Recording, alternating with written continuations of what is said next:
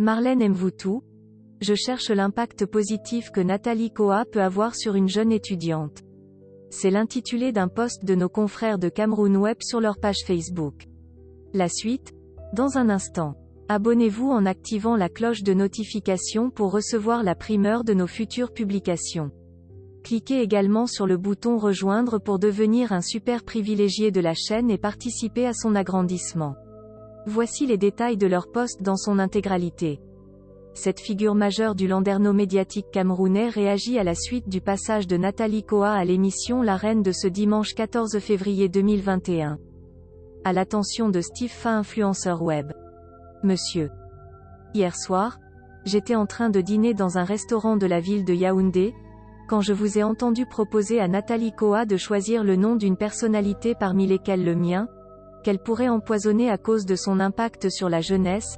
Je me suis instinctivement levée, car j'ai conscience que comme NK, 95% de celles et ceux qui la suivent ne savent pas ce que signifie une figure style. Vous avez mené avec brio votre interview, avec beaucoup d'humour et d'ironie, mais je pense que ce n'est plus nécessaire de démonter l'imposture, car elle saute à l'œil. Cependant, jusqu'à cette heure je cherche l'impact positif que Nathalie Koa peut avoir sur une jeune étudiante, qui se lève à 5 heures du matin pour aller réserver sa place dans un amphithéâtre, qui a du mal à joindre les deux bouts chaque mois avec les 15 000 francs CFA que ses parents parviennent à mettre à sa disposition, quand elle sait d'après le livre Revenge Porn de l'invité qu'en 2014, l'écrivaine entrepreneur, directrice de communication n'avait pas encore obtenu son baccalauréat?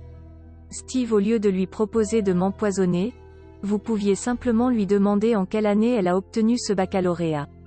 Tout simplement parce que je reste convaincu que, s'il est vrai qu'elle est titulaire d'un baccalauréat, en s'inscrivant dans une grande école ou dans une université, elle va inspirer positivement de nombreuses jeunes femmes. Nathalie Koa peut être un exemple pour les jeunes filles qui sont en déshérence scolaire après une vie de débauche. Par contre, être entrepreneur en même temps qu'on est employé d'une société, et actrice d'une télé-réalité, qu'on est tout le temps en vacances dans les lieux les plus exotiques du globe n'est pas du tout inspirant et crédible pour les étudiants d'une école de commerce. Je suis pour la critique constructive, mais je condamne l'humiliation publique que vous lui avez infligée. Si Nathalie Koa avait pris la peine de faire quelques années d'études en marketing et communication, elle n'aurait jamais accepté qu'on l'invite dans une émission comme La Reine un soir de Saint-Valentin, pour parler de piment et de son passé sulfureux devant 5 millions de personnes. Pour une personne nouvellement fiancée, on décline poliment ce genre d'invitation.